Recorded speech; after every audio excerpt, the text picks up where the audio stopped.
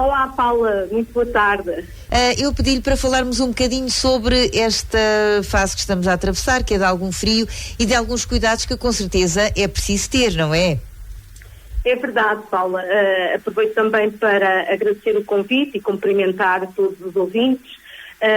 E então relembrar que, para além dos agasalhos, não é, há algumas medidas que de facto consideramos fundamentais tomar nesta altura de época de temperaturas muito baixas para nos protegermos dos efeitos negativos do frio.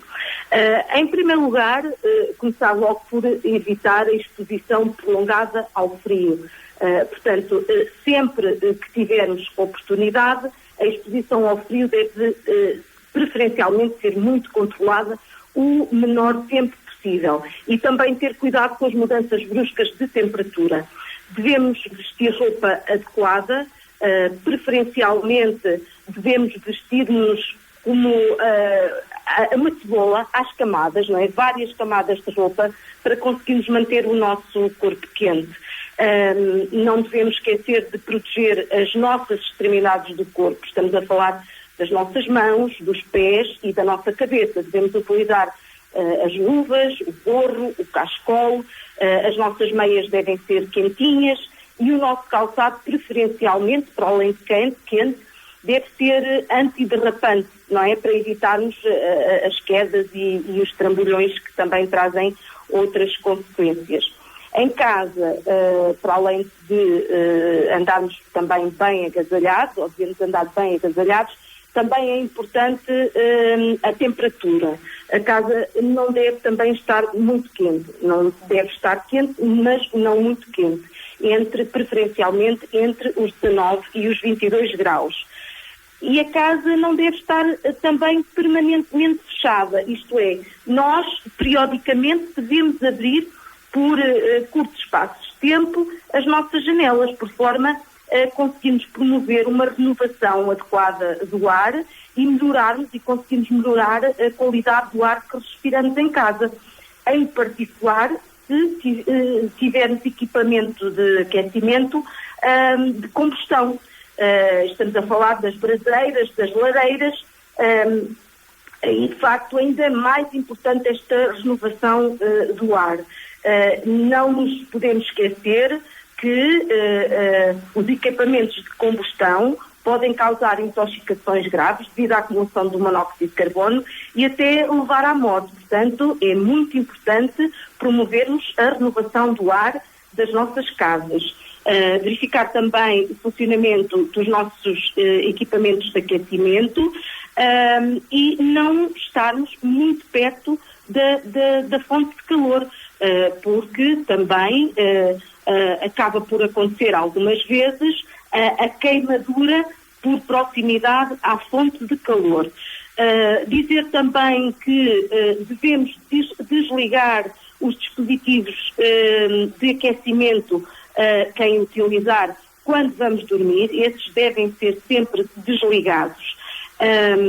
Relativamente à nossa hidratação e à nossa alimentação, mais uma vez, e não só no verão, no inverno também, nós devemos dar especial atenção à hidratação.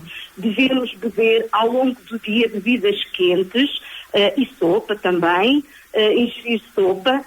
Devemos dar preferência aos alimentos ricos em nutrientes, sobretudo as frutas e os legumes. Os nutrientes são muito importantes para ajudar o nosso sistema imunitário no combate às infecções características desta altura do ano. Nós sabemos que o frio intenso desencadeia alterações no nosso organismo que facilitam e predispõem ao aparecimento das doenças típicas desta época do ano, nomeadamente a gripe, as pneumonias, as bronquites e portanto, podem agravar também algumas doenças crónicas, nomeadamente ao nível respiratório e cardíaco, sendo a alimentação e a hidratação adequadas fundamentais para prevenir estas doenças. A este propósito, relembrar também a importância da vacinação. relembrar a importância da vacinação da gripe, grupos de risco e idosos devem vacinar-se para a gripe, e relembrar também a vacina da pneumonia. Ainda há muitas pessoas que desconhecem que existe uma vacina para a pneumonia, para um agente específico da pneumonia, que é o pneumococcus, mas que é muito importante, sobretudo quem tem 65 ou mais anos, deve fazer esta vacina. A vacina para as pessoas com 65 ou mais anos não é gratuita de uma forma global, de uma forma geral. Há pessoas que têm direito à vacina para a pneumonia de uma forma gratuita, mas se pertencem a grupos de risco com doença crónica, diabetes, hipertensão e se independentemente da idade, quem tem doença crónica deve fazer a vacina da pneumonia. E depois, independentemente de ter doença ou não, a partir dos 75 anos, todos devemos fazer a vacina para prevenir a pneumonia e, por isso, devem aconselhar-se com a equipa de saúde familiar e o médico assistente para poder prescrever a vacina e para ela poder ser administrada e registada. Relembrar também que o álcool proporciona uma falsa sensação de calor e, portanto, não é a bebida indicada para a hidratação. De facto, devem ser as bebidas quentes, como o chá, os leites, a sopa, como referi, e não o álcool. Para quem pratica desporto ao ar livre, dizer que este desporto deve ser moderado e realizado com vestuário adequado, evitando o arrefecimento do corpo.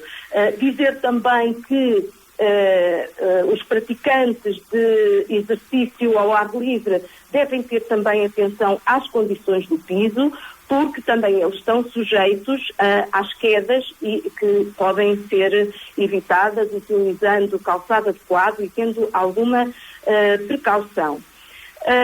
Mais 2 ou 3 notas relativamente aos grupos dos mais vulneráveis.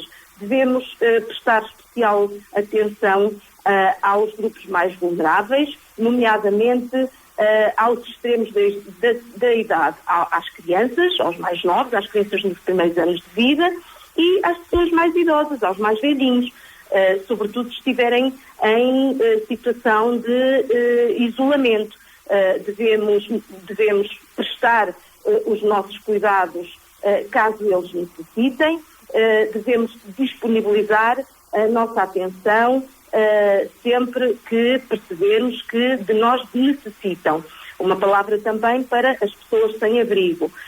Portanto, nesta altura, vivem situações de risco para a sua saúde e, de alguma forma, devemos tentar ajudar e proteger estas pessoas.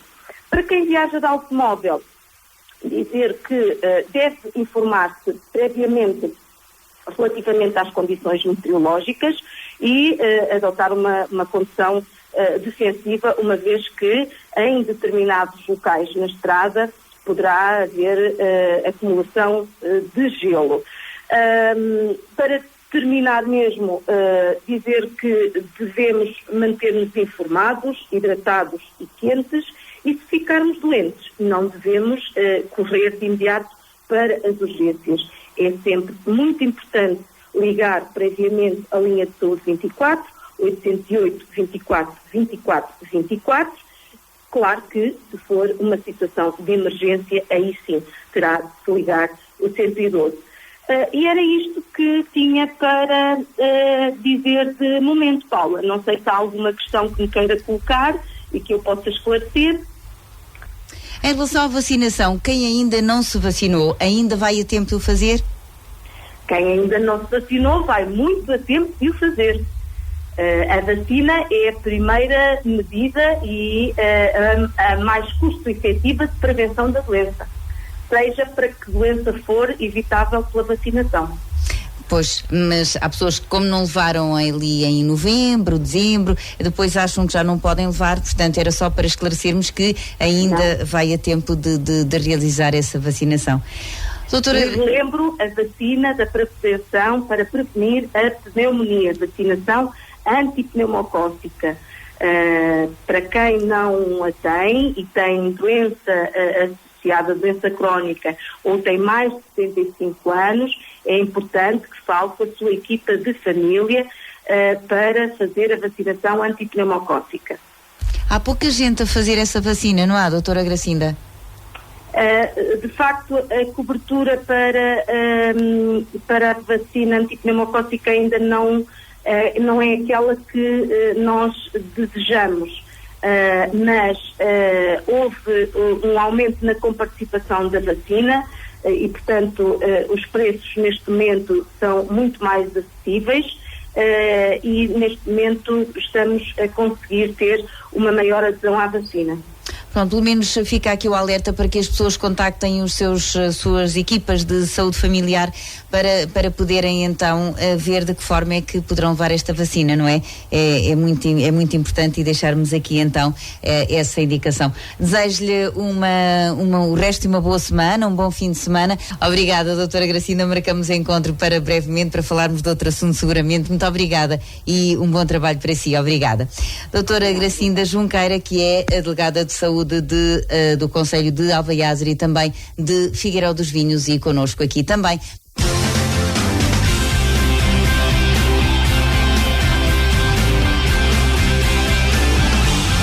ABC Portugal.